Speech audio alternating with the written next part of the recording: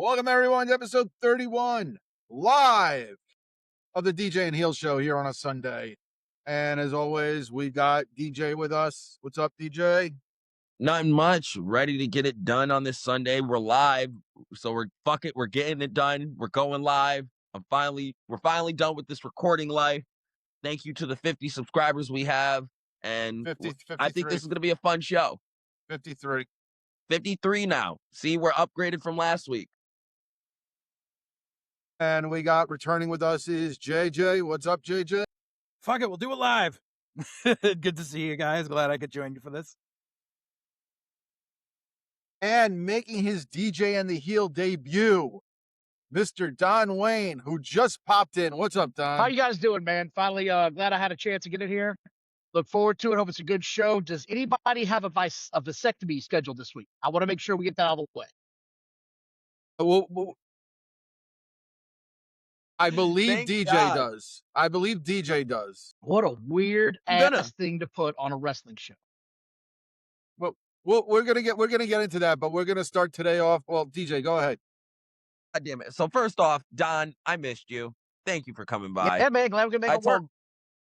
I told Brandon you were a punctual motherfucker and you'd be here right at 6. And I love being right. But no, so first off, the first topic we're going to get into today, Dark Side of the Ring has been hitting so far for the past few episodes that's dropped.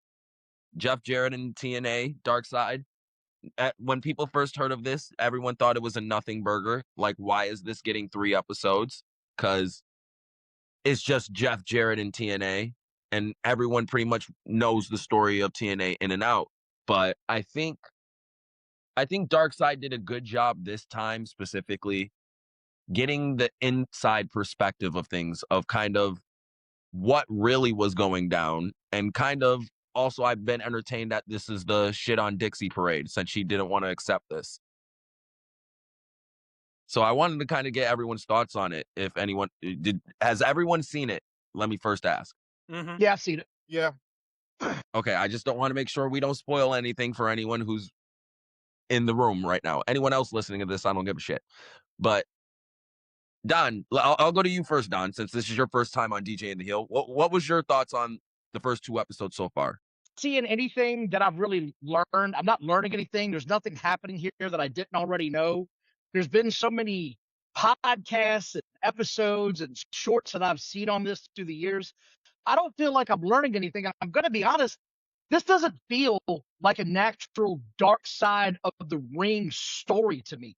And I saw what the lineup is, and either they are swinging and mess up a lot, or they're out of ideas. And there's plenty of stuff they can look into, in my opinion, in wrestling that's got some dark shit in it. This just doesn't feel like it fits to me. It's still going. It's under new management. It's under new ownership again for like the 3rd time. I just don't see where this is. This is one of those shows where they really needed to do a deep dive on TNA right now. And why some of the people they have on here, like, why is Tony Khan in this at all? Like, some of the folks say, God, it's just... No, that point I agree. Why the fuck is he in this? If he's going to be on Dark Side, first off, the only thing he should be on Dark Side is for that brawl out incident, because everyone wants to know why the fuck he had everyone sign NDAs. That's what we want to know. Let's be honest. And thing number 2 is, I think they gave us a few different gems of information, especially from the Jeff side, because Jeff, honestly, throughout the entire TNA downfall, especially during the Dixie years, he was quiet about it. He didn't say anything. He wasn't out giving interviews about it or doing shoot interviews about it. He was, handling his demons and doing him. So kind of getting Jeff's perspective and kind of seeing Karen, try to tell us the truth, but bullshitting a bit. But I'll get to that when I get to that. But I think Jeff specifically gave me at least some new information, and hearing his perspective on things, on how things went down with specifically his dad, Russo, and Dixie, was kind of, refreshing, at least from my ears. JJ, what about you? What did you think of it so far? I wasn't in TNA, but I was working with several TNA talents on a weekly basis during the bulk of the mid-aughts. And yeah, there was a lot of horse shit being spread during this episode. A lot. I will not name names as to who would tell me things. I will say that one prominent couple, one was in the Knockouts division and another was working in WWE at the time. Leave it what you may. I saw them on a weekly basis. They came to our Sunday shows, whether she was helping out with the show or not. They would hang out. They were telling us way before anything broke. They're like, yeah, Angle's wife is fucking around with Jeff Jarrett. Like there was no, oh, we were already separated. No. No, she was fucking around behind Kurt's back before they were legally separated. Also, just the fact of how much they chopped up and skipped out on, because they literally jumped from weekly pay-per-views to Spike TV. They forgot that entire gap where they were just on Fox Sports Net on a Thursday afternoon, which was like when most people discovered them, like before they hit on Spike. They completely kicked that out, and that's like that's where I got acclimated with TNA, because I didn't buy the weekly pay-per-views.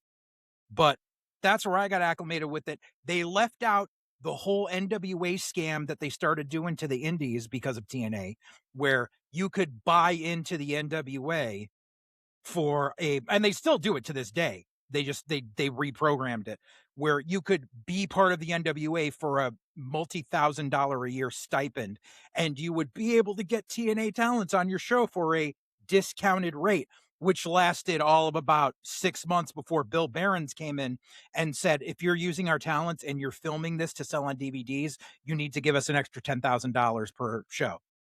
So that completely screwed everyone there.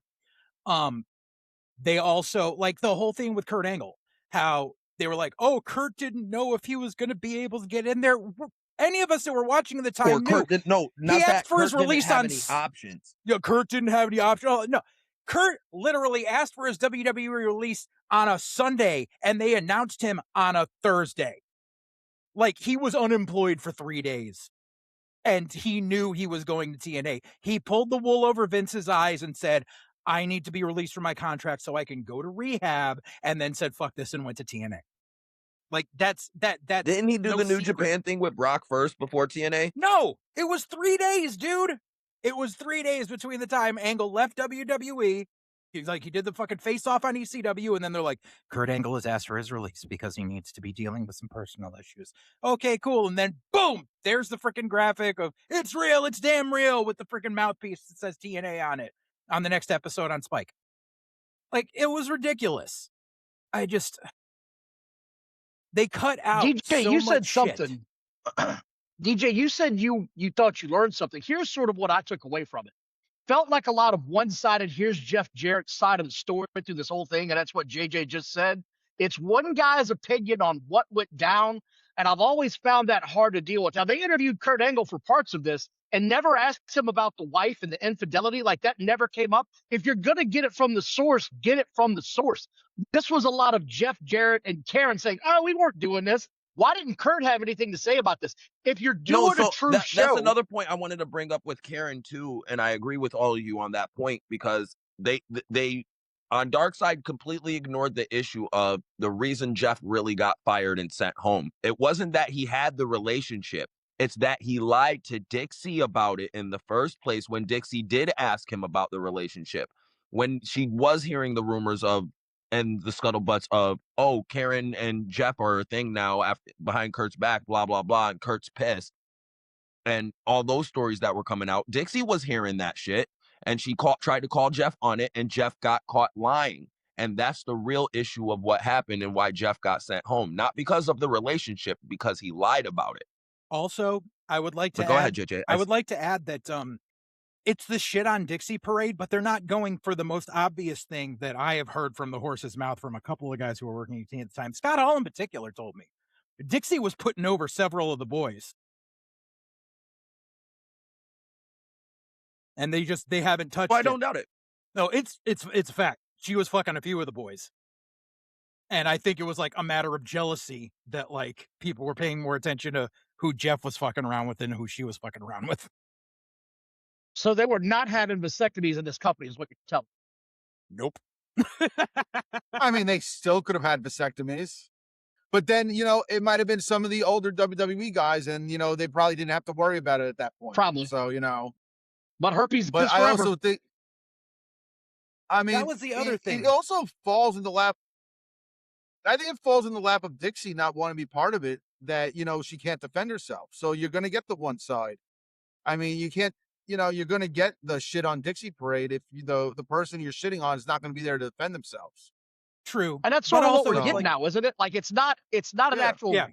an actual biopic about this. It's just let's shit on Dixie through this whole thing and shit on everybody that didn't like Jeff Jarrett. I got news for everybody in here. Jeff Jarrett's more over in his mind than he ever was in real life.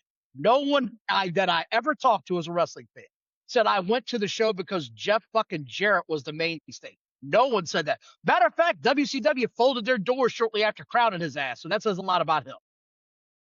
Exactly. So, DJ. No. And Don, going into this show, I was 110% of that mindset. But I'm saying after seeing this, I have slightly more respect for Jeff and his overall career, because he was able to not only last as long as he did do some of the things he was able to do in a wrestling business that was dying. His career is Territories great, were but completely- he's never been a mainstay player. That's just my opinion. He's never been the main stage no. guy. And in his mind, in Jeff Jarrett's mind, he should have always been the champion of his company instead of giving it to somebody else and let them run. What I brought up in a Agreed. Go conversation the other day about that, Don, is in Jeff's defense, he was the guy who wasn't going to go anywhere. This was a time before TNA, could do full-time contracts and things of that sort. So, to him, he was defending his own company by keeping the title on him for too long. He held it for too long, but he didn't trust anyone to stick around to build around. But he It was was also before like, guys like AJ and Samoa. I'm sorry. I was just going to say it was before like AJ and Samoa Joe were really, becoming names. They were still, wet behind the ears. Yeah. And So- even before any WWE names came in too. Like, And you know what I mean? There were I get WWE why he was the names. initial champion, but it's how Yeah. long he held that son of a bitch. Right, because I don't know if y'all are old enough to remember. Like I said, I was there, but the whole thing where Jeff walked out of the company because they wouldn't put the belt back on him and they put the belt on Raven instead. Like, that was a whole to-do. He fucking walked out of the pay-per-view because they were like, no, because the NWA still had some say at the time, and they said, no, we're going to put the belt on Raven for a bit, and Jeff threw a tantrum and left.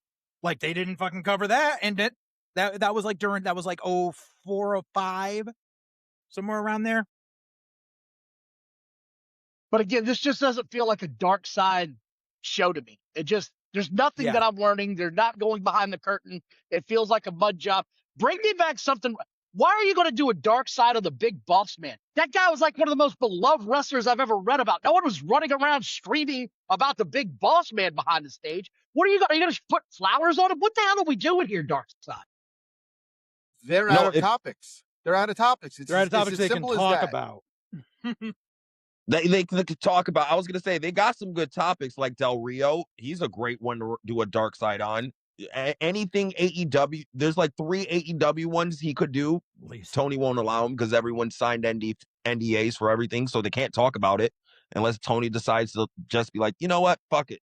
And that's the other thing is there's one more part of this to go, and they've got a lot of ground to cover.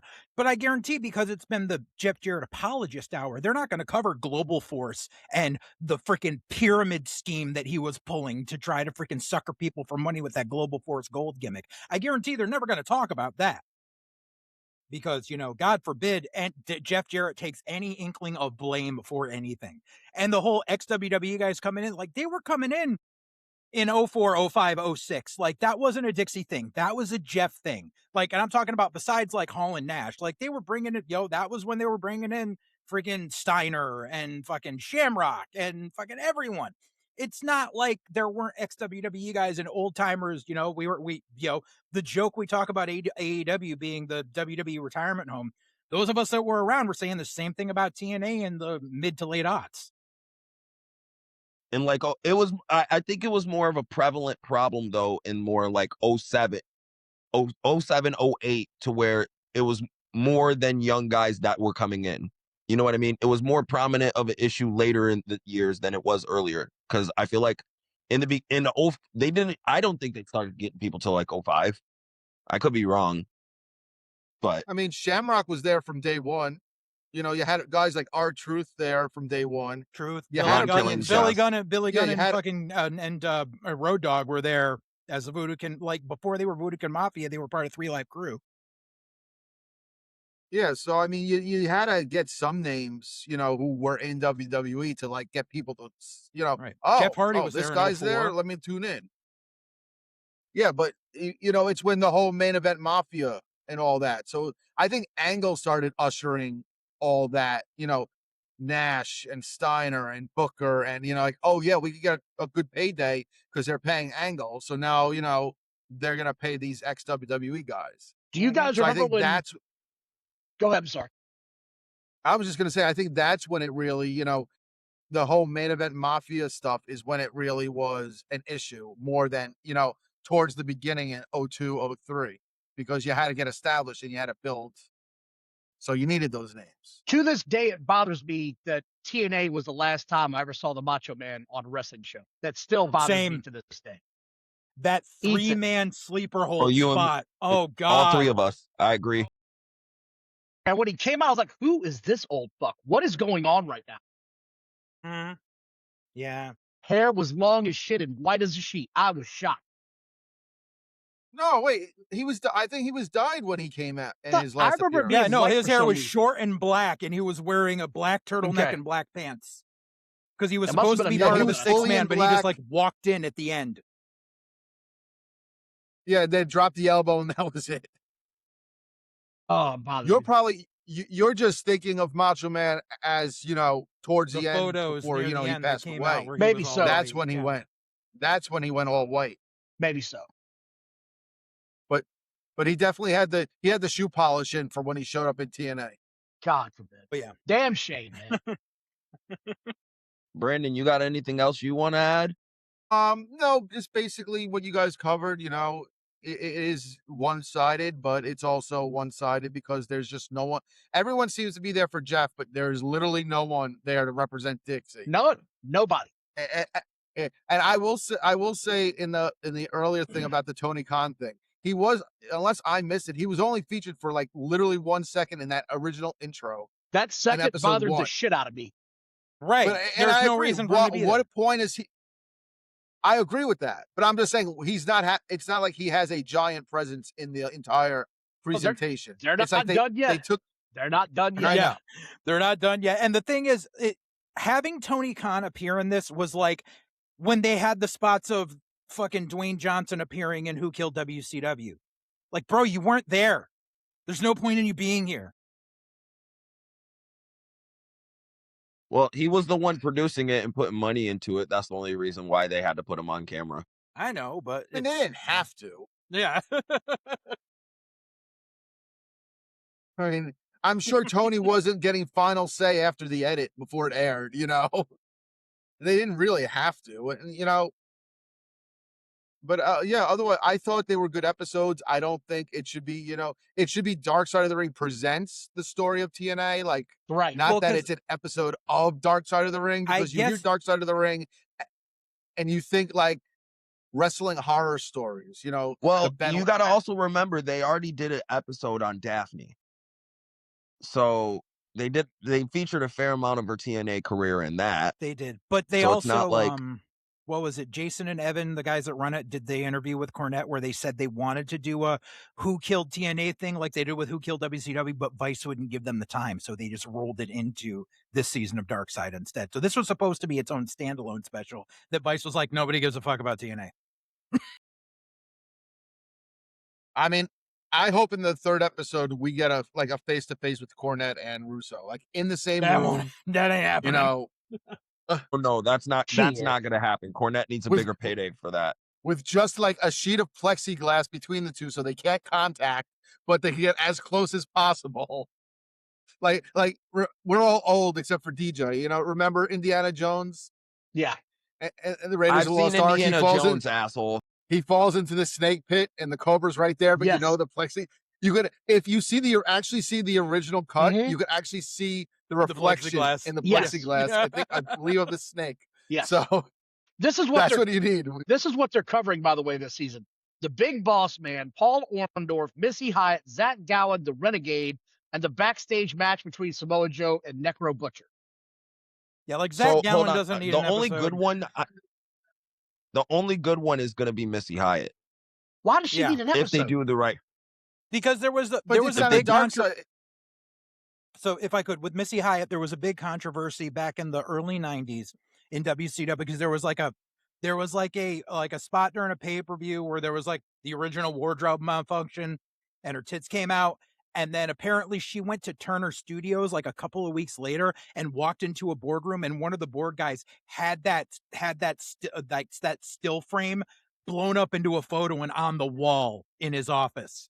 And she was like, "What the See, fuck but is this?" to me, that's just a moment in her career. It's not really a dark side. Paul Orndorff, I can see because his arm atrophied so bad to where Mhm. it affected the rest of his life. That's truly a dark story. The Renegade, committed suicide. I can see where that's a dark story. But the rest of this, I don't see. Okay, you had a bad fucking day at the office. It's not dark side worthy in my opinion. I just know that she like sued Turner No, over that shit. I and it think went on for it's years. going to be a lot more about Missy's relationships and the people she had relationships with and how it affected her life and career, essentially, having these relationships. It's more of instead of a dark side, it's more of a behind the scenes look of Missy Hyatt. Well, they're running I know they're what running Terry out Funk of shit said to talk about her. about. I haven't watched the show in years, and I only watched the TNA stuff because DJ and I wanted to talk about it. But have they had one about Sonny and Candido? That's more of a dark last season story. They had it was one of the first they had ones a they did. Candido one, and she got involved because she got in trouble. But it was really supposed to be about Candido, and then she ended up being a very big topic. That's the one where like Cornette I know started what crying. Terry He like Funk- had to get up and walk away. They asked Terry Funk about her in that episode too, if I remember. He said she's a whore.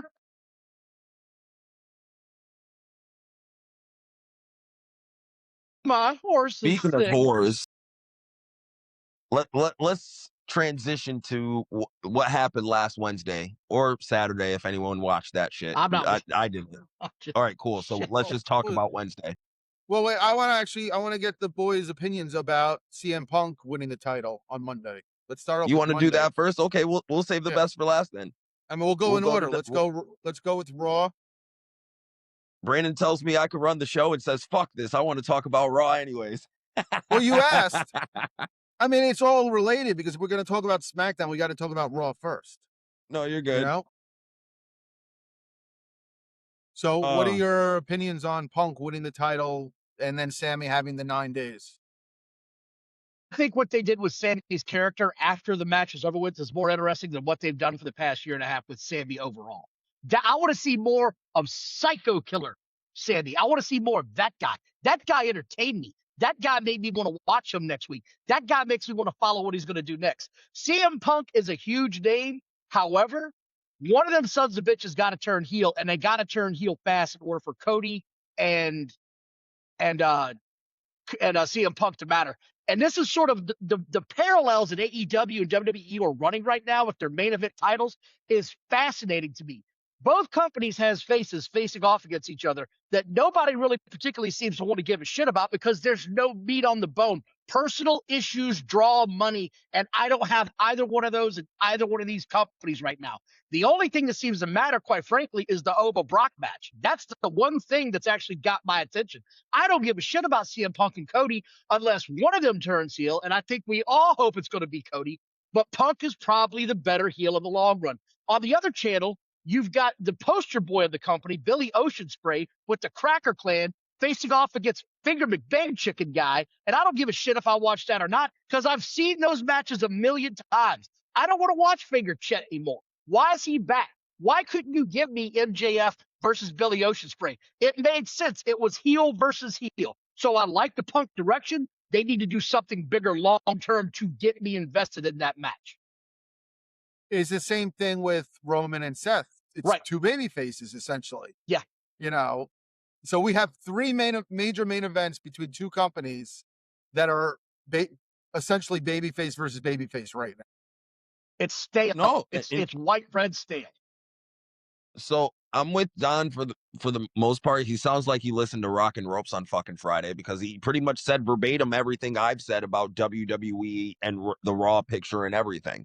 Like, he's 100% right. They don't have a plan for anything outside of Brock and Oba. That's the only thing that seems like that's had a long-term plan.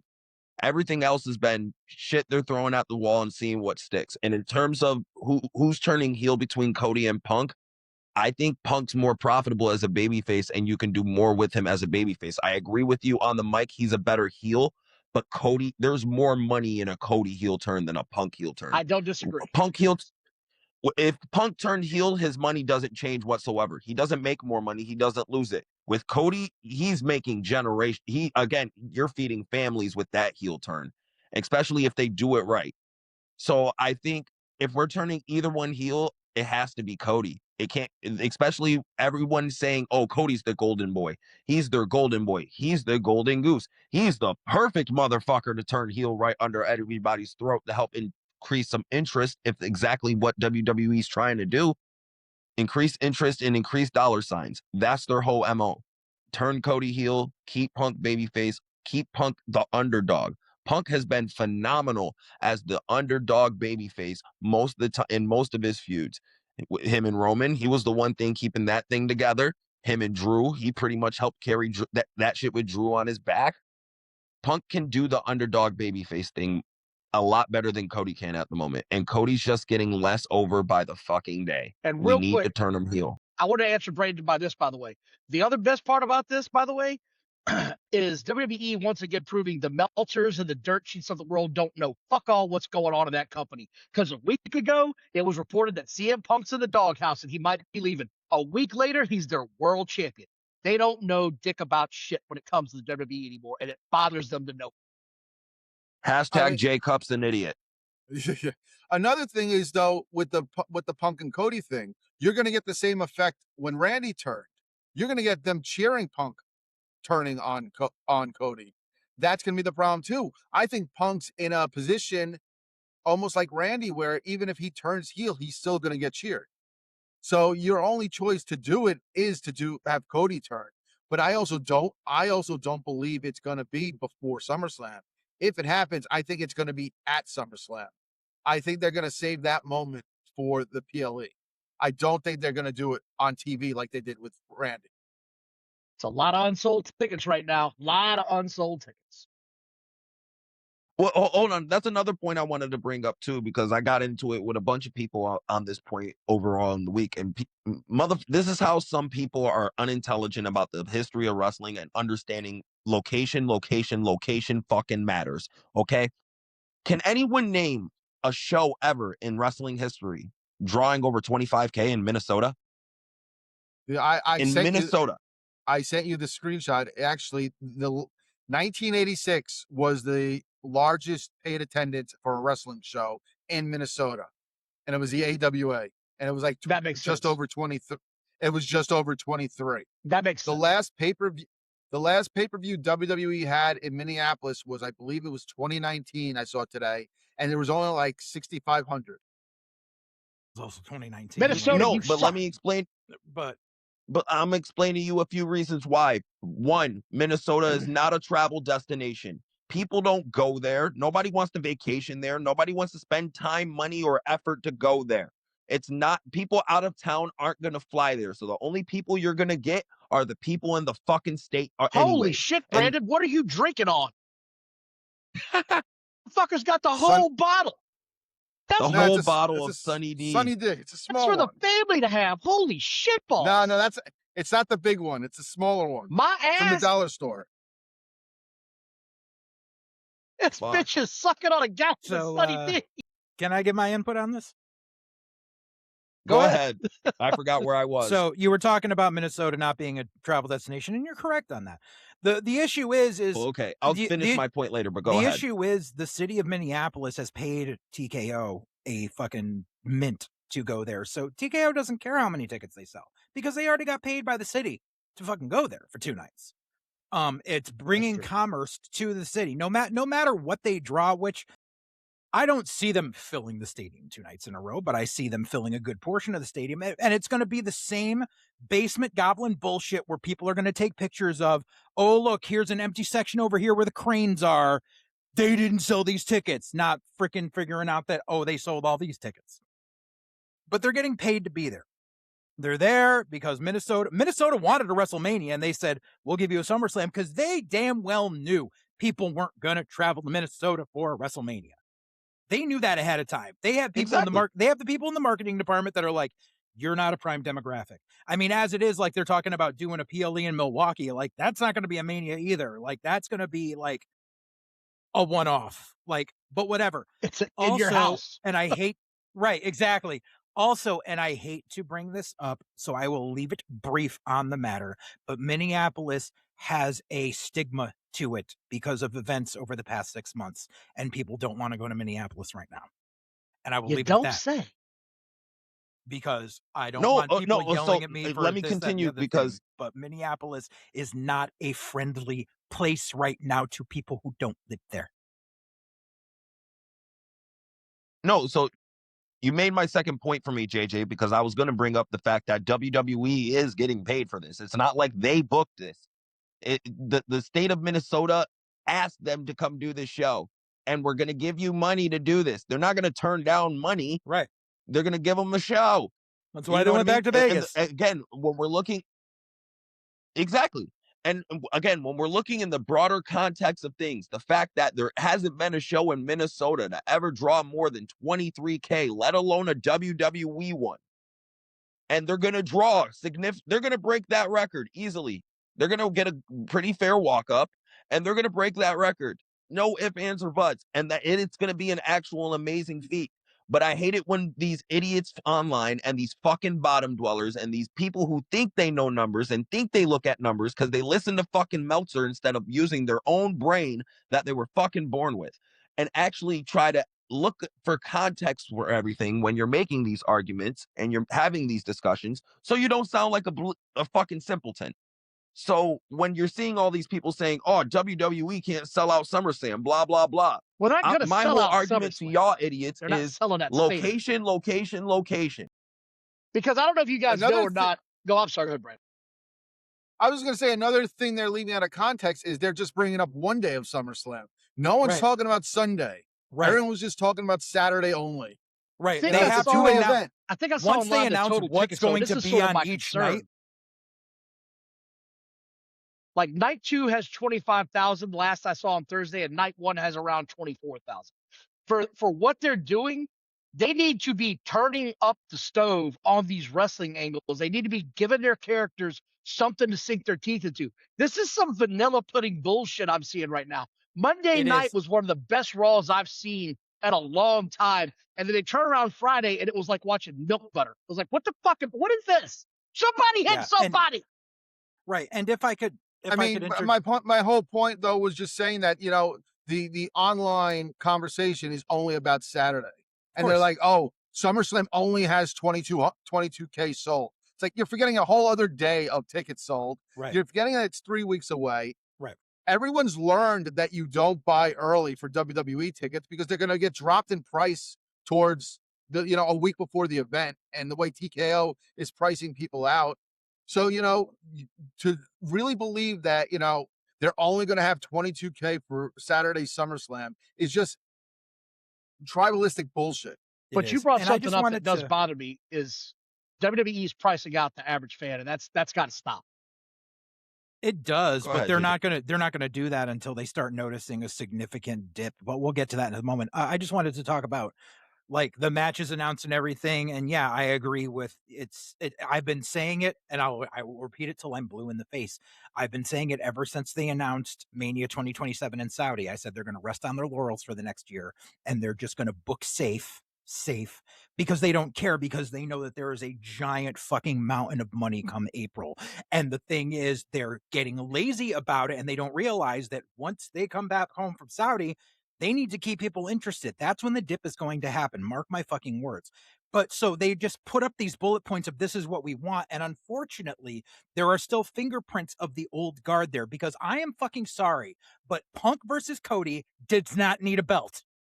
It did not need a belt. That is Bruce Pritchard going, this program needs more heat. Put the title in it. Take it off Sammy. There's no reason why Sammy couldn't have held the belt until Mania. Until SummerSlam. There's no reason. You could have fucking voted around a three-way or something, but they want to do Punk and Cody, and the old guard said, nope, it needs a belt. No, it doesn't. If these two guys are supposedly two of your 4 biggest draws in the company, they don't need a fucking belt in their program. But no, we got to do this. Why? Reasons. Fuck that shit. I'm gonna lie, I don't think there's any chance in hell you can go to SummerSlam with Sammy with the championship. He's not a WWE undisputed champion. He's just not. He's just not. And what do you do? And what do you do with them? Let's say that they did just do Punk and Cody without a belt. Who's Sammy gonna face? That's pay-per-view or PLE, whatever, SummerSlam worthy. Hold on, Brandon. Gunther? Let me let me at least give you the argument, because they could have did. I'm with JJ to the extent of they could have at least did something. They could have done not no 9-day title run, just out of the spur of the moment for shock and awe, and we're in Saudi and we're gonna please the Saudis because we're not gonna give them the big WrestleMania. Well, let me ask all of you this. So fuck it. I'm gonna ask you all this. Then. Is Sammy more interesting now, or was he more interesting a week ago? I think Crash Out Sammy's going to be a week great. ago. Okay, I'm with you. Crash Out Sammy. The problem is they keep skirting this line of, are we going to turn him heel? Or are we not? Are we going to turn him heel? Or are we not? Sick of it. I'm sick of it. I don't care at this point when he flips heel. I don't fucking care. I think we're on the other side of that fence now. Crash Out Sammy was awesome. Good description, by the way, Brandon. I like that. I'm going to use that. Here's one person that is completely apathetic to the situation now. He's a heel to me. Yeah. He's teaming with Gunther, but he's also he's like Drew. He's like Drew in the fact that he's a heel who believes he's a babyface and believes he's right. Yes. So that's what it is. It's not that he's not a heel. He's turned heel already. He's just believes he's still in his head. He still believes he's the babyface, but the last good guy. But you see, that's one of the big problems. Wrestling, though. The heel always thinks he has a legitimate bitch or complaint. That's what makes a good heel. They believe it, and they want to try to convince you they believe it. That's what I love about wrestling, is when they get into that gimmick where they got a legitimate bitch or complaint, and they're like, he's right, he's got a bitch, he's got a legitimate beef, but he's still a prick. But that's the problem, is that's the program they keep doing in the main event. They did it with Drew and Punk. They did it with Gunther and Cody. Now they're doing it with Sammy and Cody. It's tired. It is lazy. I'm tired. I'm tired of sitting there texting people who I talk to wrestling about going, how the fuck is Drew the heel in this situation? How the fuck is this person the heel? How the fuck is Punk the babyface of what he's saying? None of it makes sense. And this is coming from a wrestling booker. None of it makes sense. It is laziness. It is marquee matches for the sake of marquee matches with the laziest build possible. JJ Alexander for president, everybody. He's got my fucking vote. I love like Luther. He's my favorite Seth wrestler. Sold me. My favorite. Seth's promo against Roman sold me on that match. That was excellence. That was, okay, here's a reason. Here's a beef. Even though we're both supposed baby faces, this works because there's history. Punk and Cody just say when. SummerSlam. Okay. Derp. Fuck that shit. No, in fairness, to be fair, Cody won a number 1 contenders match that he never got his match for. That's so nice. He has that to fall back on. But that's still if you fucking recall, lazy. a couple of months ago, Cody told Punk, when you're ready, come see me. We might have to do some business. Well, roles have changed, and now they're doing business. Yeah, but like I said, Just that's saying, fucking from a lazy. storyline- We said this thing once. Derp. Just like Brock and Oba. I'm sorry, JJ, but it's their third fucking match. It doesn't need a Hell in a Cell stipulation because both matches have sucked balls. Sorry, but again, not. I'm just saying, by the storyline, Cody won that number 1 contenders match last Friday. He got attacked and taken out of the match on Monday. So he was next up for it. So, he's just coming home and saying, say when. but by their storyline, he is the number one contender. And Right. I get I that, but agree. also by That's all I'm- WWE storylines, the former champion gets a rematch. So we just took Sammy and we're like, no, fuck it, we're done with that. We don't care. It's lazy. It's lazy. You left a thread hanging that you just said, oh, we'll have Nick Aldis right up by, oh, I know you're on a mental health break, whatever. Bye, fuck you. Like, no, that's lazy. And not even that, it's been so lazy that they're cross doing stories in between shows now. Right. If you tend to notice, Yeah, there's no reason Over for the the title past change few to have months. happened on fucking Raw other than it was in Chicago. And I'm sorry, but I said it and I In said it and I Chicago. said it again. Punk winning a title in fucking Chicago is as fucking stale as Darby winning a title in Washington State. I'm fucking sick of it. I'll be curious Tell to me see how what you the really viewership feel. is.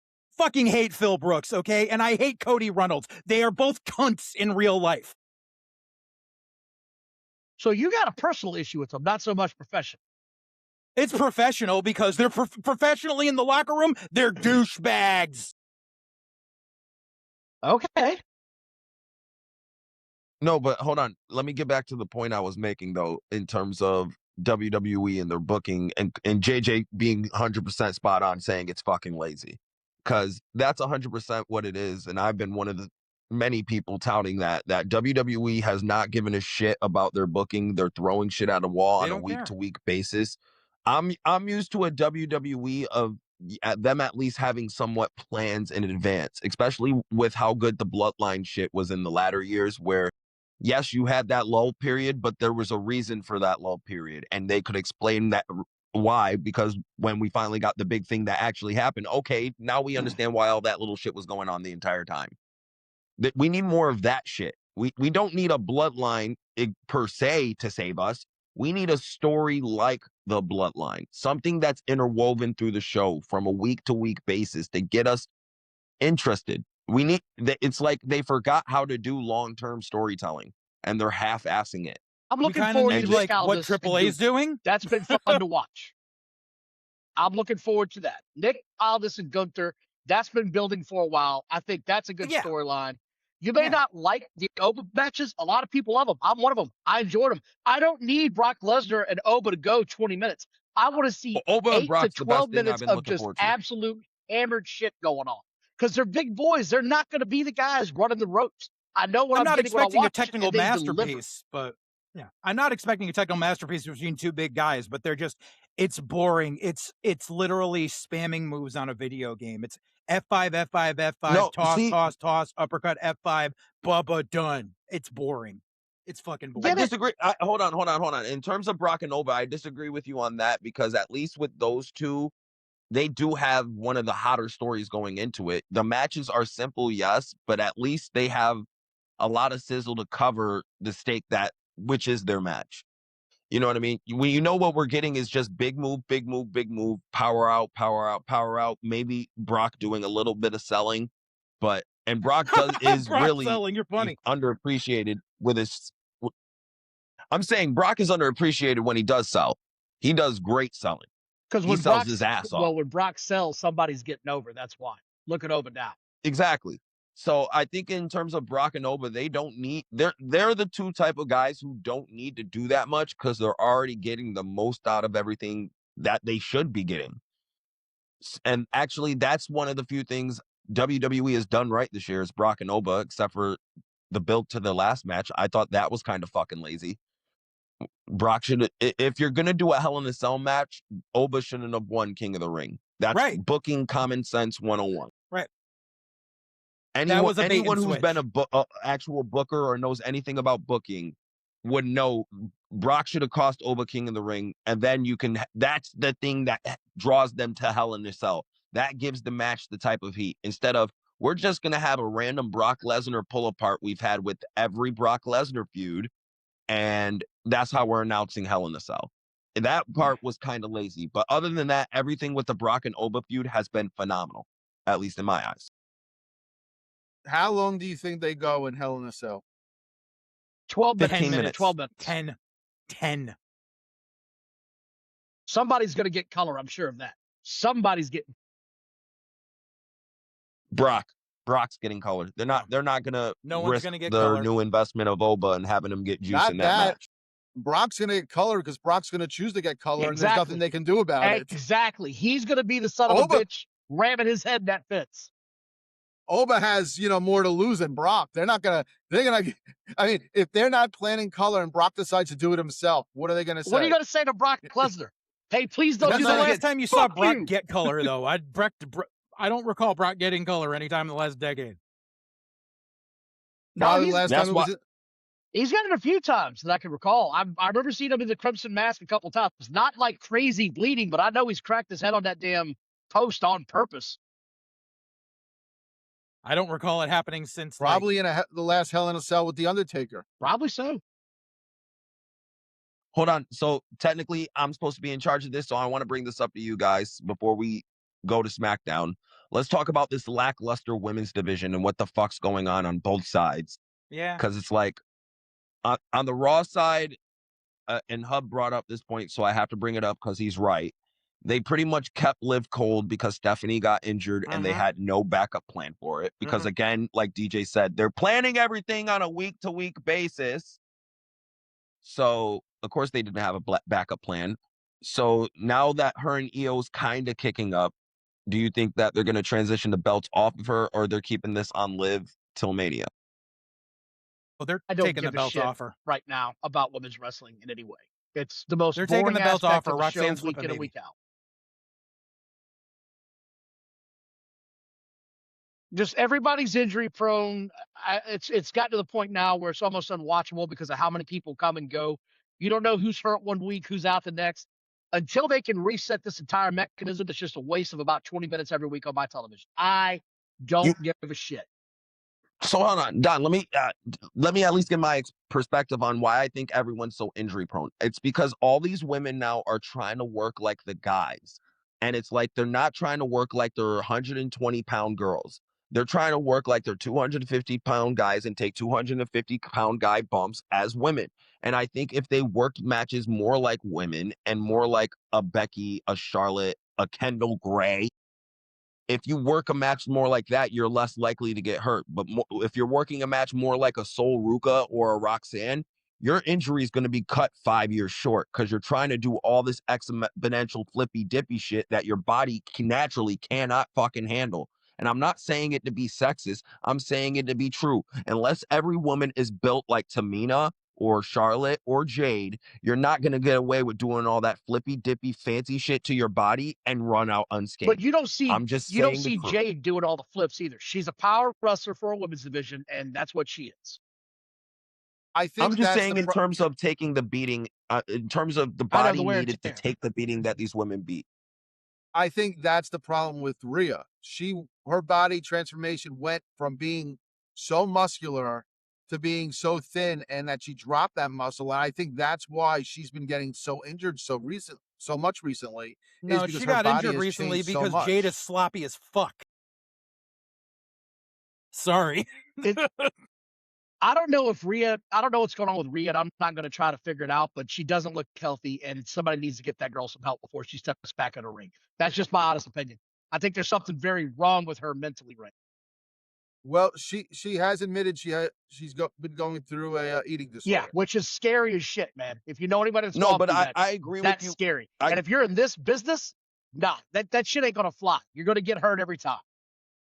No, I'm with Brandon though on the point he made that her slimming down is what's fucking her up and her staying healthy, because this is like her third injury in the past year. I don't disagree with what he's saying. What I'm saying is that she clearly has an issue that is clearly affecting her health in more ways than one. They need to pull her off television and get her some help. I mean, they did.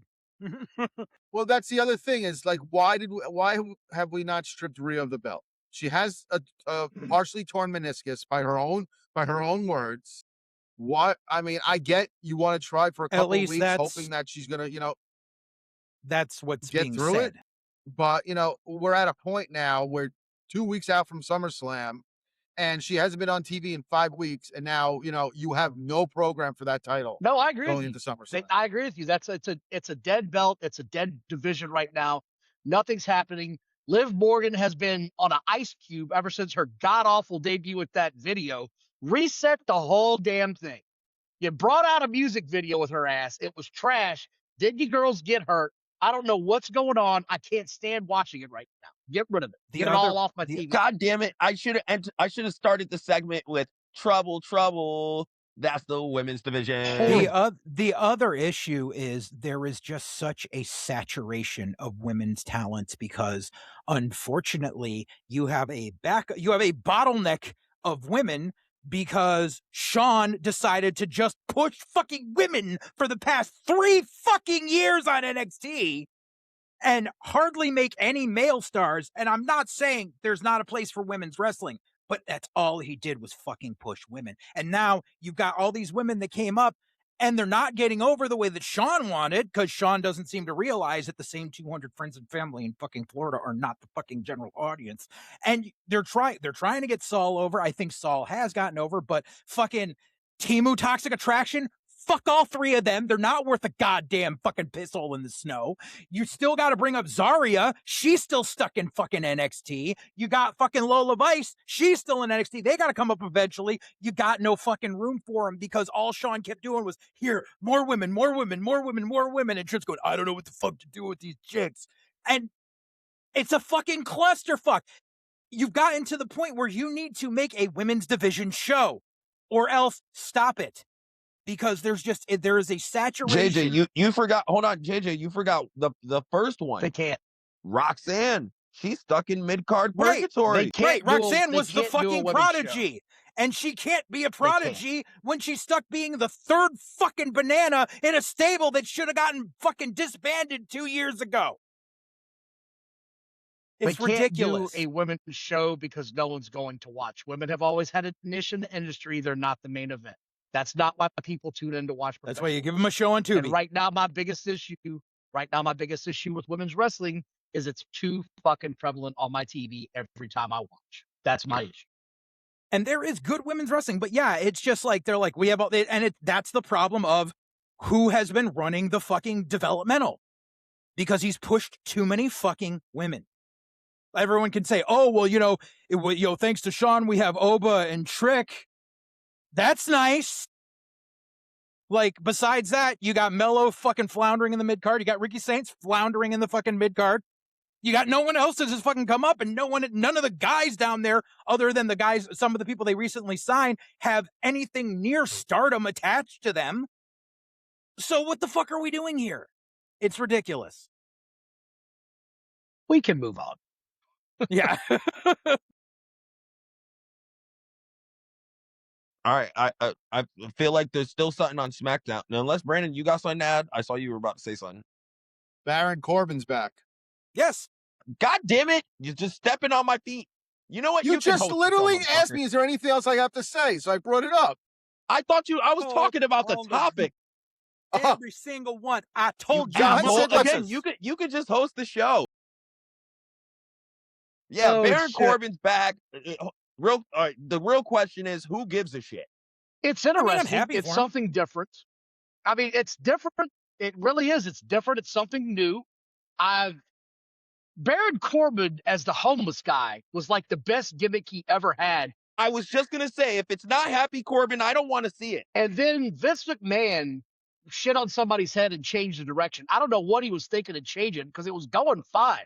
Just Vince in his old age was like, God, do something else with him. He looks like a hobo. I think it's the reason they did that was because he was trying to use Corbin as a vehicle to get Riddick Moss over, and Riddick Moss was never. And so he just kiboshed. I'm just glad to see the guy back. I got nothing bad against him. I really don't. Yeah. I like Baron Corbin. There were times I found his character entertaining, but at the end, it was just Vince McMahon going out to sea and nobody following the ship. He fucked right off. Here's my thing. If it's not Happy Corbin, I don't want to see it. I don't want to see brooding heel Baron Corbin while he's bald. I'm sorry. Baron Corbin is incapable of being a heel in WWE without that long black hair. I mean, that's never going to happen again. It was the look. It was the presentation. It's right. So let's just keep him as a fucking a bumbling bum in the fucking undercard and a comedy heel. Nah, I'm cool with that. you know Other than something? that, I don't want to see him. I'm more excited for Enzo and Cass's eventual return than seeing fucking Bishop Dwyer or whatever the fuck his name is back. See, that's the thing is, I think he did well getting over as Bishop Dyer when tagging with Dijak. I think he really found his love of the business again, and I think he did good heel work as that. So, like, I'm giving it a chance. Am I expecting him to go into the world title picture? Fuck no. But he's gonna make the mid card interesting. He's gonna do his best to get Ricky Saints over. He's gonna make Trick work and learn how to fucking work. Like, he's going to be there for a reason. As people want to say that Rusev is only there to do jobs at Rusev's there to make people work. It's That's Rusev Day. It's very similar to what they're doing in NXT with like bringing in Eric Young and Sean Spears. Right. It's like almost a player coach role. Yes. For Baron Corbin, right. for Rusev. There's something going on though that nobody saw coming. Rusev's getting over again. He's back in that old gimmick. He's getting over again. And people are like, Rusev Day is back, bitch. I'm all about it. Rusev is one of those guys, less is more. I don't need to hear from him. Get him a mouthpiece. And this is sort of where the wrestling industry bothers me, is the guy that could talk all the shit and be a chicken shit heel and be the manager. I don't know why that went away, and it bothers me because those guys make you a shit ton of money. The Bobby Heenans of the world made you a shit ton of money. Why have we gotten away from that? Some guys are really good mechanics in the ring, and they're really good at looking pissed off all the time. Bring back the talking heads. Those guys are money. Absolute money. I can tell you exactly why. And I have heard this from the horse's mouth because I was a manager on the indies, and I heard it from people who worked on the creative team, is they do not want to pay a minimum salary, which at that time, the minimum salary was $96K on main roster. Now it's $350K. They don't want to pay $350K a year to a guy to talk when they can just have the person talk. That's what they want. They want an all-in-one. They want triple threats if you're a theater person. They don't want these people to have an accessory because they find it to be a loss, which if you can get the guy over, it's not a fucking loss. But that's why, man, and that what kills me, side tangent, just for a fucking moment, what kills me is they refuse to do that shit. But then they take a guy whose whole gimmick is talking, Trick Williams, and give him this fucking rapper no one fucking cares about anymore, who's literally doing a manager bump every fucking week. The whole point of having a manager bump is it happens once in a fucking blue moon. You do not do it every fucking show. Sorry, rant over. What's a rapper? The guy that goes, over beats for 20 minutes. That guy's a rapper. Isn't he Don't the guy talk about Lil Boat like that. I'm just kidding. I don't give a fuck. Aren't those the guys at the mall every December? That's what I thought. Yeah, put you a bring your nice little gift bow on and it. they wrap. Yeah, they wrap your Oh gift my for you. fucking god! Listen, I listen to some hip hop, so you I'm guys not are going to be making like me feel ashamed to be hanging around you old ass white gentlemen. Come on, man. I listen Rapper. to fucking I rap. work at Kmart. Oh my Okay, god! there's no more the Kmart. fuck did I get myself Now into you're this Sunday? showing your age, Don, because there's Kmart hasn't I been like around for a long Kendrick. time. I Where's like that? Bone I need Crusher. that blue light back. No, but I like All where they're right. going. Corbin's fine. SmackDown going back to 2 hours is going to help it tremendously. I didn't watch it this week. I'm not sure that I will. Everything I saw said the two big storylines coming out of that was Baron Corbin and Cody Rhodes and CM Punk announcing their match. That's all I took away from it. That's all I think anybody's going to take away from it. I agree with you. And 100%. I liked how Friday Night Alexa. SmackDown has become the laziest show in all of wrestling. Just fucking lazy. Yeah, I did like how Alexa took advantage of her double jointedness for an angle. I will say that. So that way she can take time off. I'm going to watch Monday Night Raw. I know that much. I'm curious where some of those angles are going to go. I really am. Listen, I'm gonna say this here as the Alexa Bliss stand in the room. She is underappreciated I love with Alexa. her fucking selling. What? I love. Yeah, exactly. Are That you was great. doing That was a right great sell. She was always up to do what is needed to be done. Needed to be done. Like in terms of being the girl to get someone over, she is always that girl. Exactly. And she does a great job at it. She got the fridge over when the fridge was impossible to get over. My I'm talking home, about my home. I love exactly. Nia. She got the fridge over. That showed her fucking skill. And no one ever points this out, but when she first won the Raw Women's title, she did a babyface promo and then halfway through the promo cut heel and literally had the crowd turn on her. It was fucking perfect. That cemented me and showed me her talent. That she knows the ins and out of the game and she has a head for That it. 'Cause feels she like a knows what the lifetime fuck ago. she's doing. And I also like the fact that they haven't overdone the double joint with the elbow. Exactly. You know, it's been like 7 years since, you know, she did that. I think it was against Sasha. You know, it's not like they're doing it every month that it's like, oh, we know that, like, AEW would so be. I mean, I knew when I saw it, I knew because I've heard the stories about her having that double joint, but it's still, if you don't remember, Right. that looks like her arm got really fucked up. But it's one of those deals, man, where like you hit the nail on the head. Less is more. Less is always more in wrestling. Absolutely. All right, And and that one, and it adds heat leading into Jade yes, against yes, Charlotte. yeah. So, you know, Brandon's on Which should fire be for the sucking down to title. Sunny D. You're robbing speaking the of kids. Sunny D, Robbing the kids Sunny D to pay the bills. damn. All right, let's talk about AEW since we're talking about little D's and big D's and you children. dickhead. AEW mirrored WWE this week. They didn't copy, and let me state this first because me and Brandon have been the big touters of saying this. They didn't put the fucking belt on Kenny because Punk won the belt. No. Let's not blow anyone's mind or loads over here. Let's keep it factual and truth. But Kenny did win the belt. He took it off of MJF. I'm with Don in saying it was a terrible decision. You should have kept the belt on MJF. You had a story there. It was a rubber match, and I don't know why the fuck they're killing MJF as a main event commodity because all he does is lose in the worst fashion possible. And it's like, I understand he's a heel, but you can't make him look like a complete and utter bitch all the time because that takes away all his heat. You know what's funny? So is that go segment ahead. that MJF and Billy Ocean Spray had earlier in the show comes off as complete meaningless. All we learned was that Billy Ocean Spray knows 14-year-old girls, and I'm fucking nervous now. Yeah, I mean, we already knew that. You know who he's friends with, so you know. Yeah. Here's what I don't know get. 14-year-old Japanese girls, bro. Go in another Here's room. what I never want to see you again.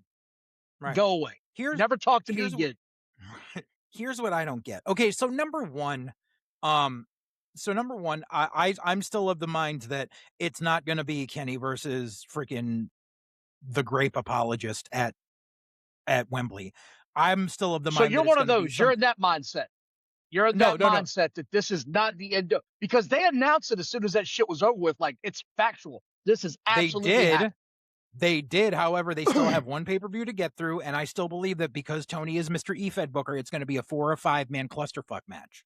That's what I. Well, they have the pay-per-view, believe. right? And then they have a Mexican show as well, don't they? Right. Exactly. So that's why there's still room to turn into a clusterfuck match. But here's what I don't get.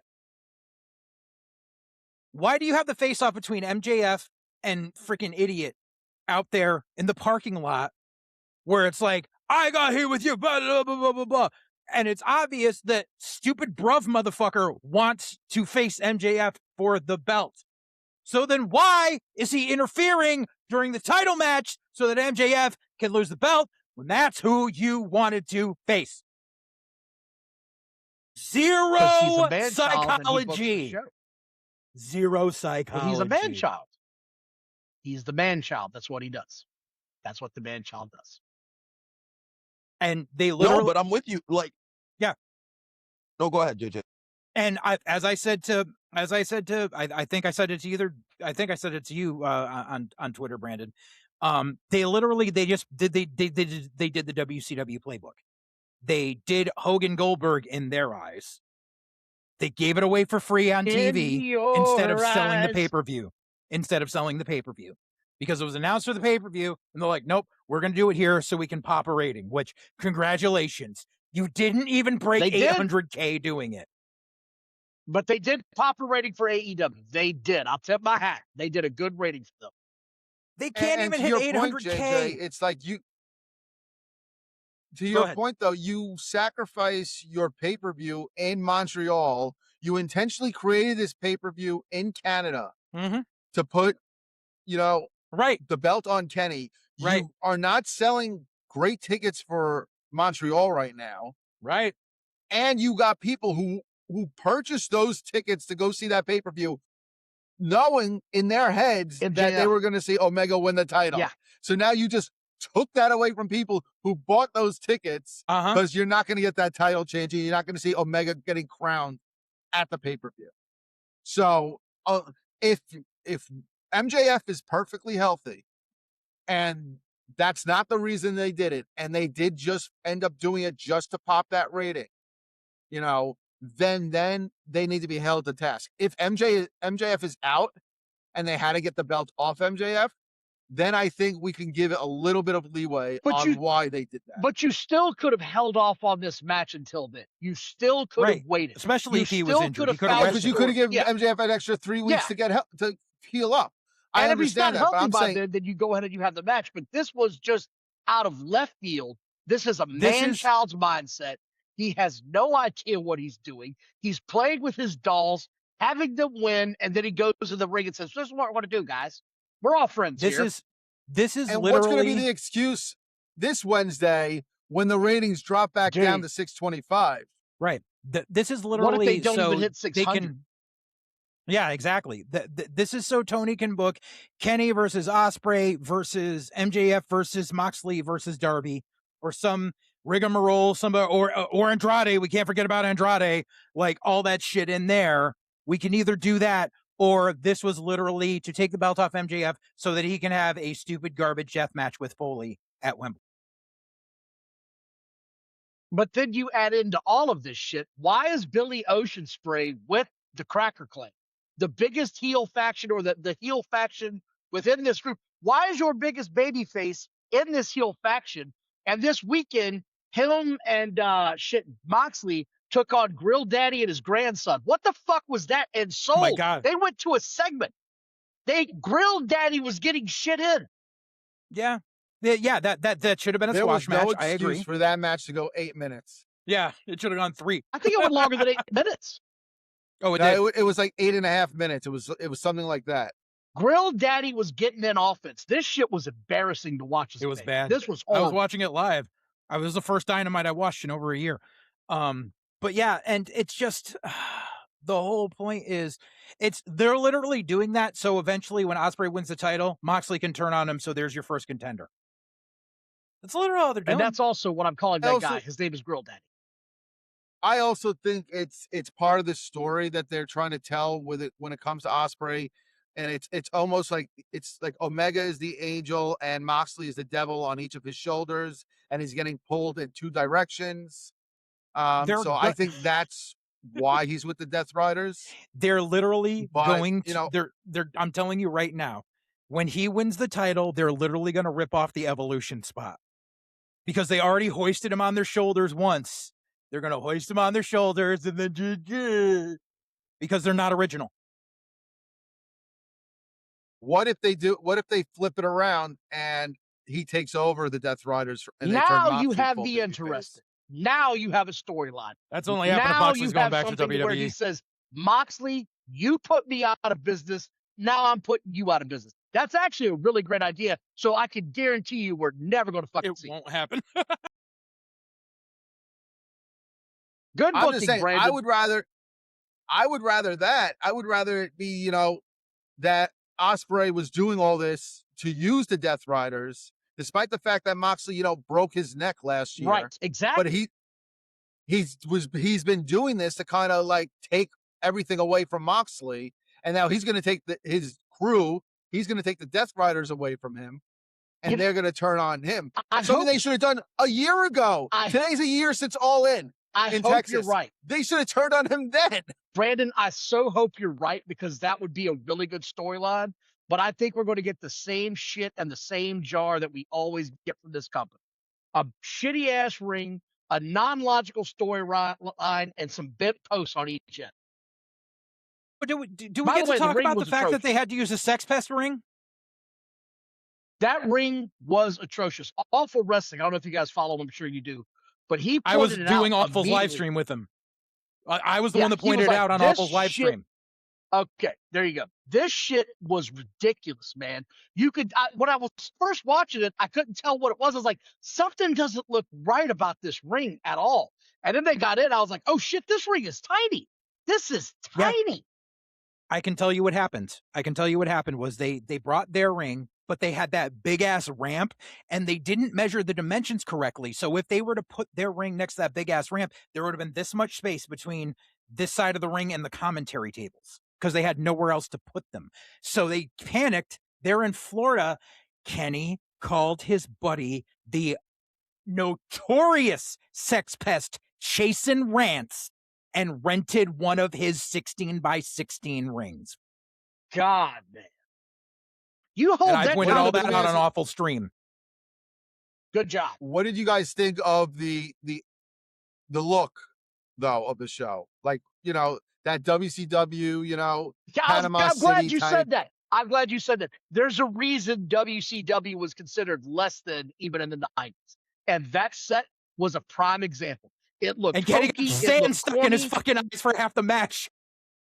It looked like something out of the 80s or 90s. It looked so ridiculous, man. One thing I do want to disagree on DJ with, because he's been quiet, letting us rant, is at least I don't think this match made MJF look like a dweeb. He did with the other matches, but you know, I'm saying no. That's not what I mean specifically this match. I'm saying 2026, everything building concurrently. Yeah, no, I know what you meant. They've done meant nothing overall, but make that's how they made it MJF look like a bitch. Yeah, I agree. no, I agree. I've agreed with you since, you know, since the 2-minute choke out with Brody King. Since that, he's been looking like an idiot. But I'm just saying on this match, I don't think it was. Yeah, it was a fair match that he lost, and you know he was going to cheat. So Ospreay came out. So it was typical, you know, wrestling booking. But I didn't think. I was just saying this specific match, I don't feel hurt MJF's character. He should not have lost the belt. Don't get me wrong. He deserved to go to No, Wembley there we with it. go. I was gonna say the result definitely did. The result is wrong. The match itself, and the you know, if it was in a bubble by itself, and we weren't so close to All In, and it was just Bubble Boy. you know, A non-title match. Whatever happened? Wait a minute. Hold on. I thought Tony Khan was big on the contender matches. That just went out the fucking The window? Eliminator. We're just going straight to the title match? Right. Yeah. Yeah. I mean, that's what I mean. This is a man-child's booking. You opened the show, for God's sakes, with Jericho and Ciampa.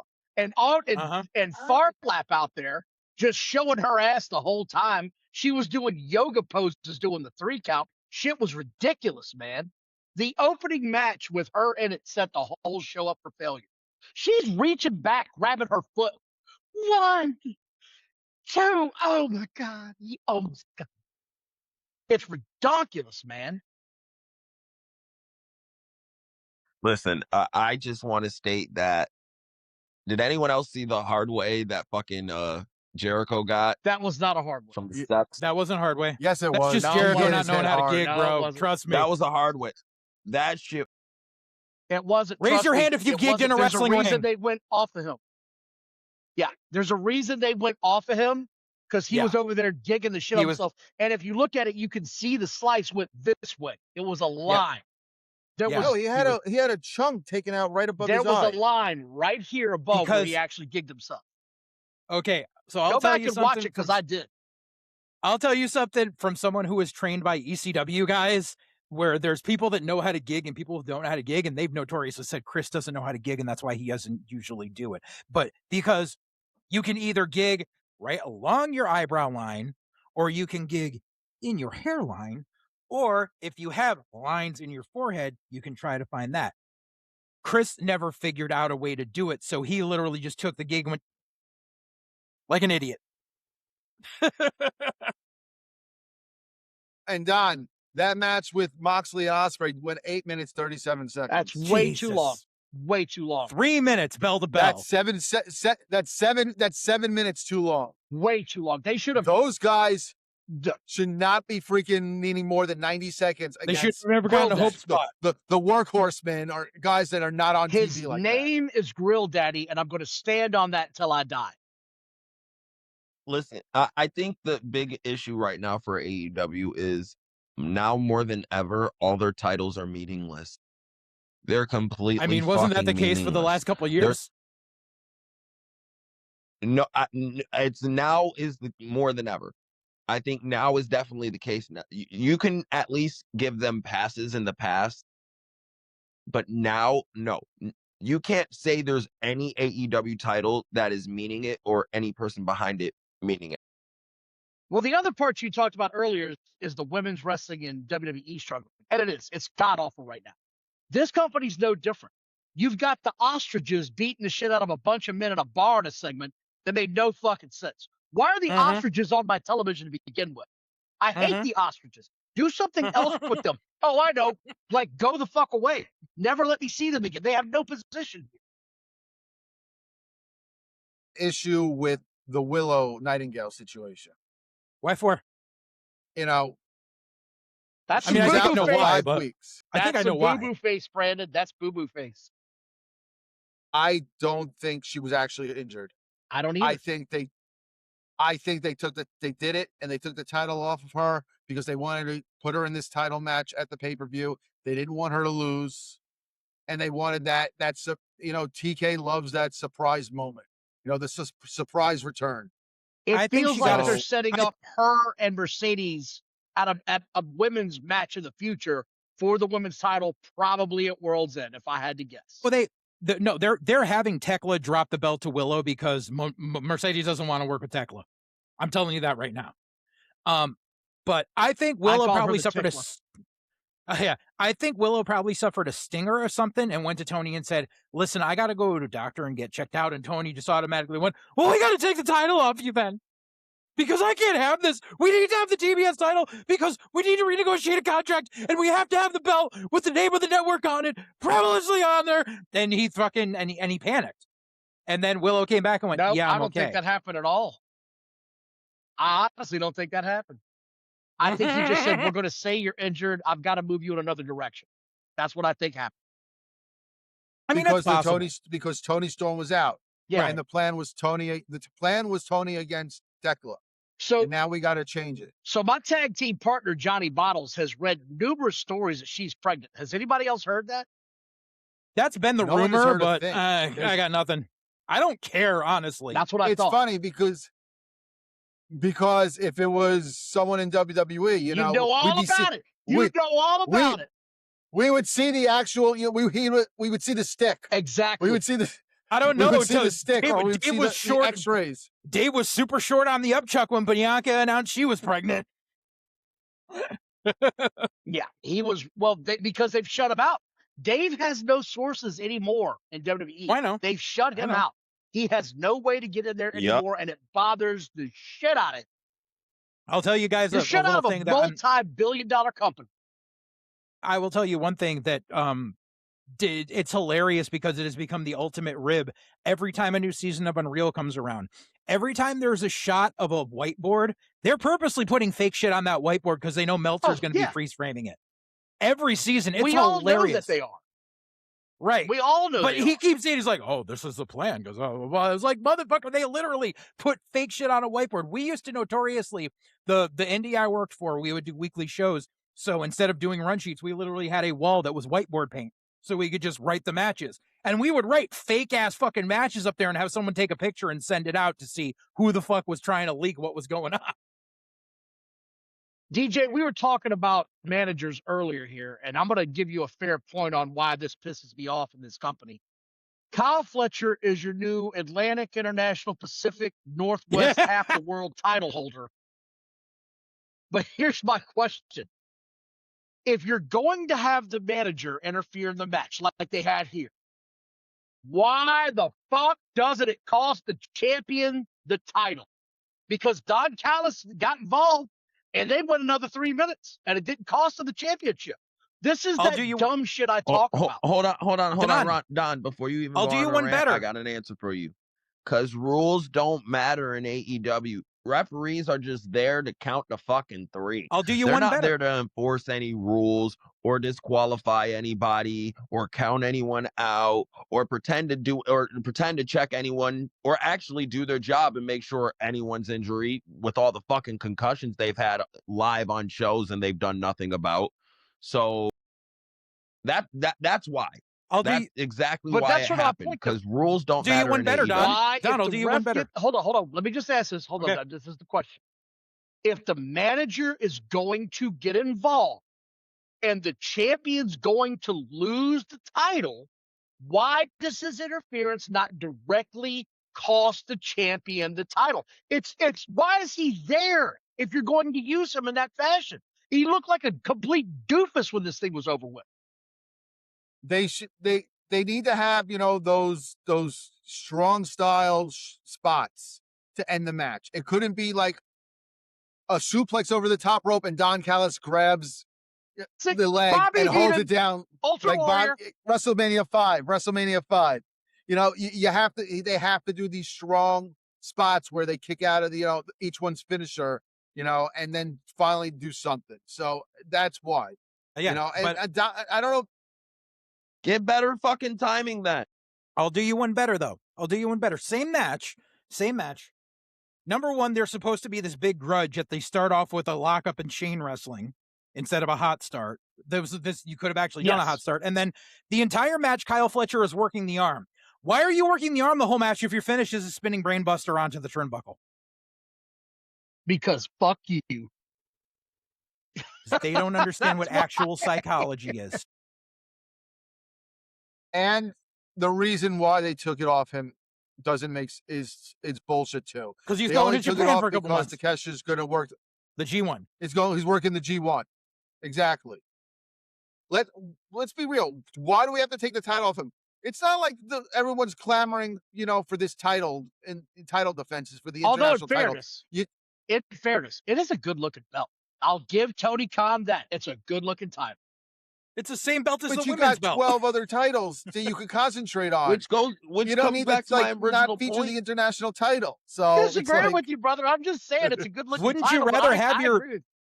Wouldn't you rather have your colder Atlantic champion like with the belt over in the G1 to give it some prestige? Like The whole thing with this title, though, is didn't they combine this piece of shit? No, they with didn't the one combine. Hold on, Moxley no, had, no, and then they split They it back didn't apart combine again, it. and they called They them. made a It's just new fucking- belt It's too to convoluted, signify man. the fact that you they had two combined them belts. when fucking Okada had them. That's all it was. And then they split the fucking belts.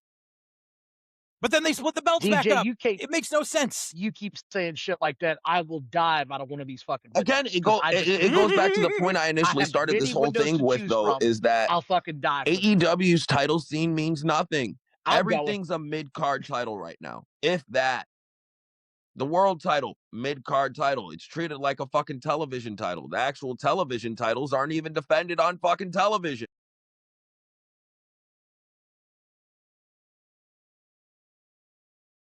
Speaking of mid, what the fuck was Mick Foley doing out there with two dogs on his shoes? This dog's dead. This one isn't. Are you fucking serious right now? This is what you're doing, Mick? You got dead dogs on your shoes? They got to get people off the scent of him versus MJF. So they got to tease that it's going to be him and Kyle Fletcher because it's a throwback to when him and Randy Orton, blah, blah, blah, blah, blah. Because everything is just a rehash. Dog water. Oh, it was. This was dog water. for me, that's when the show dropped. Like, for me personally, I enjoyed the opening. I enjoyed the first two matches. Once that Mick Foley segment came, to me, the show took a dive until the main event. That's probably because that's when the Cracker Clan came out next, and you got that dog shit with Grill Daddy. To me, because one, that match shouldn't be that long. They should not have been selling for it. They should have just destroyed them Road Warrior style. Oh, yeah. Two, then you had the women's match that went 18 minutes, and you knew it was just the Casino get Willow Gauntlet out. from Hell match. That's what they need to call this. The Casino Gauntlet from Hell. And it just backs up what I've said, that, you know, they only pushed Maya because of her personal tragedy. Thank you. I was just about to say that. Person again. They didn't make a star. It's Action Andretti all over again. Oh, here's my question to everybody. I swear to God, the tickler comes down stage and gets on the microphone. Drunk. And I'm not saying she's drunk. I'm saying that she's playing She the would part. But drunk. while the mass goof is trying to go to commercial, she is steadily pitching to Tony Schiavone about taking a drink and it will put hair on his chest. It's like watching a train wreck live. You're like, they can't fucking stop themselves. They're going to run into each other, and they're all okay with it. By the way, did anybody else notice that Taz didn't say a fucking word for the entire first 10 minutes of this show? Not a Yep. word. Yep. That bitch was I didn't mute. notice. I'm not one to I didn't even ask know because he was I usually there listen until to he it got a on high mute because five I from can't listen to fucking Excalibur. Ciampa. I'll have a fucking brain aneurysm if I listen to Excalibur try to be a commentator. It's fucking ear rape. If someone could go to prison for ear rape, Excalibur should be the first It's motherfucker terrible. charged for DJ. it. Okay.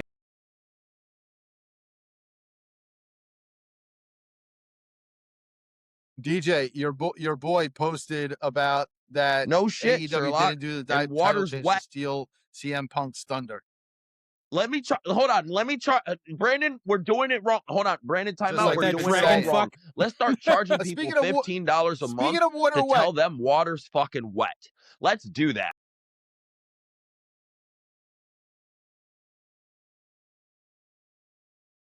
speaking of water's wet, why did we need a video package for Yes. Jungle Boy to announce that he's staying with AEW? I thought Did he was anyone going think to he the was going unemployment anywhere line. else? I'm glad you brought this up. They Hold on, had to I'm work glad you brought everyone. this up. Glad I you was brought hoping, this but up I knew he'd get fucking because renewed. Meltzer was bragging all week. It hasn't happened yet. It hasn't. If you notice, the usual suspects all were like, it hasn't happened yet. He hasn't signed yet. So you knew this was coming on Wednesday night. He was trying to make this seem like it was the signing of Brock Lesnar. That's what he was trying to convey. And by the way, if it was a breaking news segment, you wouldn't have a fucking video package pre-taped. Right. But why is Jungle Boy at a level that he gets this for his signing? No one else. When Swerve signed his big contract, No, they didn't. Hold renewal on. They couple did of a years whole ago, angle it was about it. What are you simply talking mentioned, about? I He think, on bought a social house, media. and then Like, why is Hangman burned the Jungle Boy? motherfucker Because down. he's not white. Right, but that was after the fact. He just announced that he re-signed with AEW and got this, extra money and all that. But they didn't do a whole video package. You know who It's did just, get to me, that it's treatment? It's fucking Jungle Boy. You know who did? Why are we doing this? Goldust got the TNT title and then had knee surgery, and he's been gone for 2 fucking years collecting a paycheck.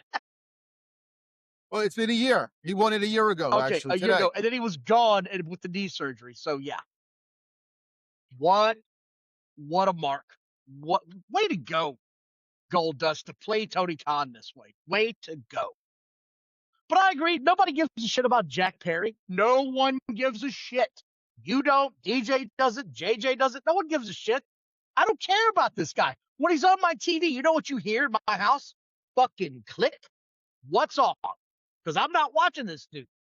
I'm not watching a guy that's no bigger than my 8th grader. It's a fucking clown shit. And you know what? You know what the worst part about that 1-minute video package was? You destroyed the aura of Luchasaurus because the motherfucker talked. I mean, he didn't have much You order know to what begin else with, is but weird I about completely agree. Luchasaurus? I completely agree. When Luchasaurus, who they claim is the big man, got in the ring with Edge, I'm sorry, Coke. Yeah. They're the same size. Yep. What the fuck? Is this how small your wrestlers are? Yes. Well, Jack Perry's only 5'9", Maybe. 5'10", maybe. Maybe. So you know what? Luchasaurus is like 6'4", so he's gonna look, It's just a joke. I'm sorry. And then But it just, you know what it'd be? It would be like if in the middle, leading up to WrestleMania 14, you had a video package and Kane was talking without the voice. right. Yeah. I You know, literally you said literally that during the just live took- stream.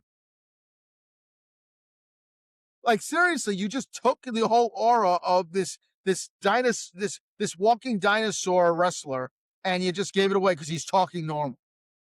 He's like a T-Rex, man. Just a T-Rex. So I just that was the biggest thing that got out of that video package for me was like you're having fucking Luchasaurus who's never spoken, and is this like mindless monster, and it's like I think he's actually a really good athlete. What the fuck was that?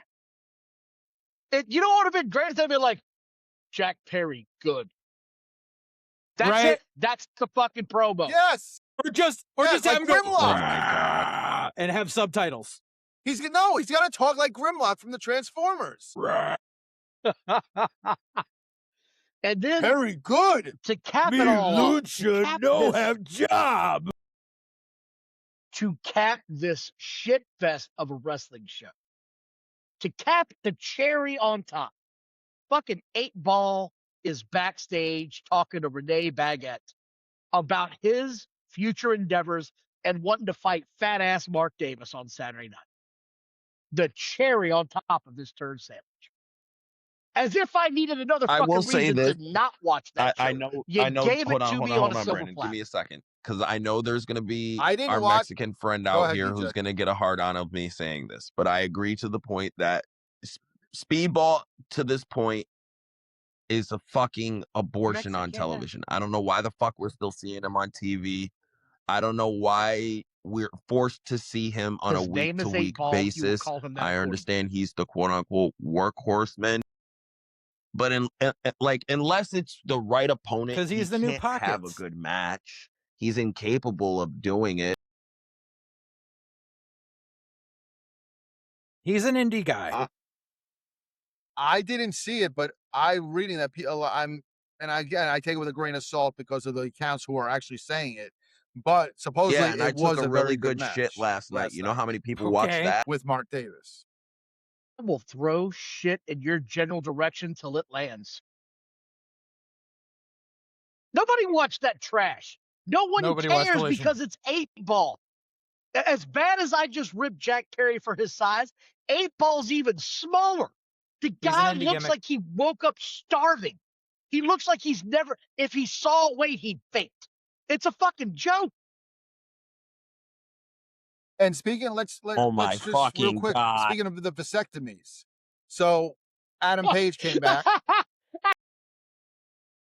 Yeah. So what the fuck happened there? No. What the fuck happened? Speaking of Wait, let getting me- your nuts cut off. Before we shit on it, I do have a legitimate question. No, think it's the fucking dumbest thing Tony was right possibly to ever announce done it since releasing instead the of it punk being a footage. surprise?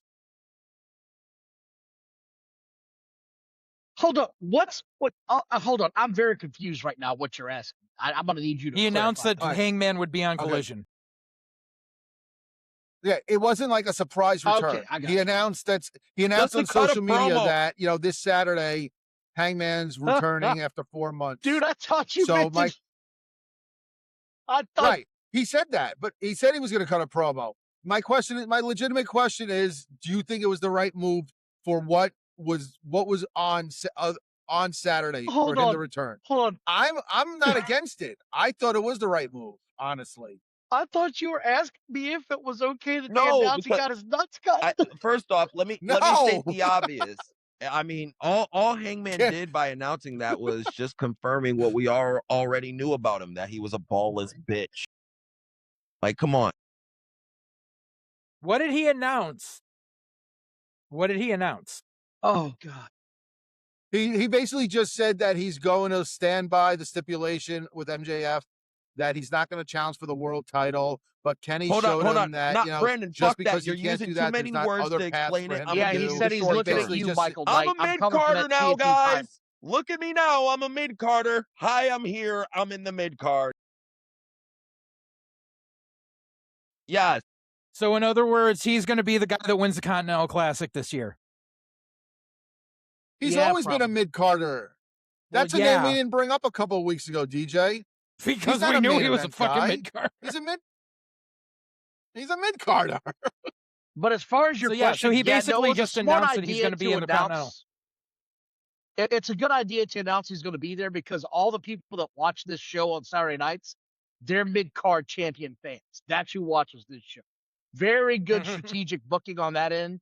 It made a lot of sense when you know you're going to have your top mid-card guy on the I still can't program. believe they After he announced just got that his dumb nuts shit. cut, you make Like, that public. this is the crowd they're appealing to. Our Like I top said, babyface cut his nuts off. Like, what the fuck? Did you see what Johnny Bottles put out there with fucking Tony Schiavone after that put out there? He said they're doing it with all the talent now, and below Tony Schiavone's name was had his first silent bowel movement in 3 months. It's I mean, that's an ongoing gimmick that they've done with Hangman is they put stupid messages under his name. I wasn't expecting the vasectomy thing. When you have people in Twitter land asking if that was real or if it was like someone Yeah. just like, you know, It's like, what the? as far from a business standpoint, I thought it was a smart move because of everything that the show was against last night. So I didn't have a Everything. problem with him actually. It was against Yeah. everything. Like, I don't even know what happened other than what I saw on Twitter because I was watching the fights and I had the soccer match on my phone. And Conor McGregor, you're a bitch. You know you faked that injury, you fucking bitch. You know you faked that shit, dog. You know you faked that injury. You didn't want no parts of that. It's been 5 years. You hid like a fucking coward. You found a way to get out of it, and you fucking got out of it because you didn't want to catch them hands. You know what his opponent told him before the match? Break You know what he said You to know, him? real quick before you go Don, before you go off on that, he should have talked to the Sandman so the Sandman could have taught him how to sell properly. Well, yeah, I'd agree. Because you don't walk to your car after the I event agree. on your bad leg, and you don't walk today and get pictures taken of you walking to the doctor and walking just fine without a crutch or Right. anything if you tore your ACL or Yeah. whatever it was. Do you know what his He opponent needs to told go. him? Well, He needs to go talk to Fullington and tell him that when Fullington stayed in his house for 3 weeks with his eyes covered in glasses, that's how you properly sell something in kayfabe. Do you know what his opponent told him, though, right before they touch gloves? No, These hands are bisexual. I didn't watch the Yeah, fight. he said, these hands are bisexual, bitch. Anybody can get them. And he was like, I don't want none of that smoke. I don't want none of that smoke. I'm glad I didn't pay for it. Well, That's for sure. I've got Netflix, so I got Paramount, so I had it no matter what, but that was a fucking joke. Tony Khan was proud of this show. He was like, that's how you book. You should know what that everybody reminded me home of? best. That reminded me of the old school Tyson matches, the Tyson fights. Forget whether he faked it or not. Just the fact that you get these people paying $60 for a pay-per-view and the whole thing goes a minute. It's like, don't blink, bitch. It might be over. Yeah. So it just reminded me of the old, late 80s Iron Mike Tyson fights. I agree. Yeah. But I had to cover that real quick because that shit's been eating me off. Yeah, no, damn, fuck that. Everyone else can do the show. That From covered now everything. on, everyone else can do the show. I'm just gonna chill back, relax, and not host shit when I'm told to host shit. I'm just gonna, chill in the backseat. Okay. See, the more reason why I just chill in the back seat and just say the funny things. I'm the reason people come. Okay. But no, that was pretty much the show. That's what she said. JJ, Don, thank you guys for coming. JJ, you got anything you want to plug before you go?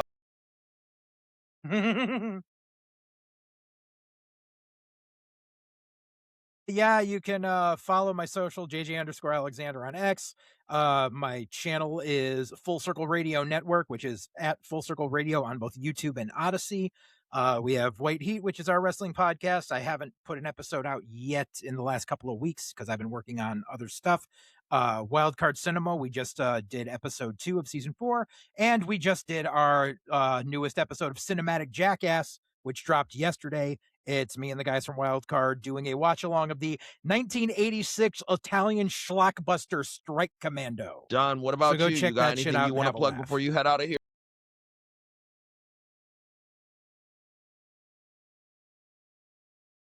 Yeah, you can catch me and Johnny Bottles, my tag team partner over at Squared Circle Maniacs on Twitter, the Squared Circle Maniacs. John's in the back right there.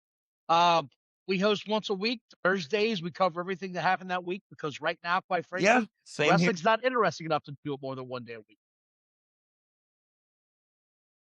And thanks for having me on, fellas. It's good to see you all again. Thanks, Don. We appreciate you coming. Next time we go live, we know we'll send the invitation out. Be sure to get another fucking Sunny D bottle for your family. Jesus. Don doesn't. Don is in Jungle Boy. He doesn't do pre-tapes. He I only don't does do live. pre-tapes. I only go live, pal. Live. And this is my actual home. So anybody watching, I don't live in a fucking basement. Yeah, and I'm not some I goddamn really live in a black weirdo. hole, so This fuck is all my you actual nerds. home, you fucking terms. Same. But from me, JJ, can Don, see it's still and daylight. Brandon, Sunny Well, D, this was DJ and the Healer.